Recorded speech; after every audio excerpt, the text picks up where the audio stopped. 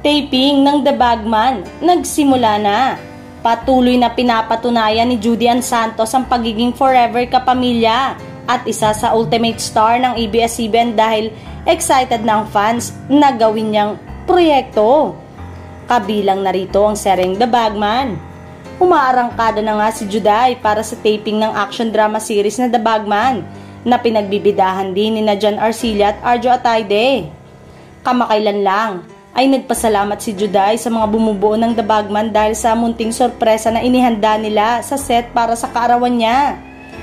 Ang The Bagman ang magsisilbing acting comeback ni Juday makalipas ng 5 taon, kung saan gumaganap siya bilang presidente ng Pilipinas, kaya excited na ang fans na masaksihan muli ang kanyang galing sa pag-arte. Kamakailan nga ay naging emosyonal ang kanyang mga taga-subaybay nang mag-post siya sa Judy Ann Kitchen sa YouTube ng reunion kasama ang kanyang mga gimmick co-star niyang sina Julina Magdangal, Marvin Agustin, Mylene Dizon at Dominic Ochoa. Sa higit 3 dekada ni Juday bilang kapamilya, napamahal na siya sa mga manonood dahil sa kanyang natatanging pagganap sa iba't ibang serye at pelikula.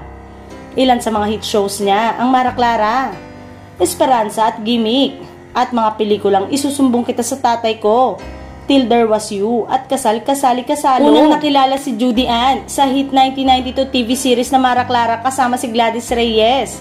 Magmula noon, nanalo ng iba't ibang award at isa rito ang Best Actress sa 41st Cairo International Film Festival.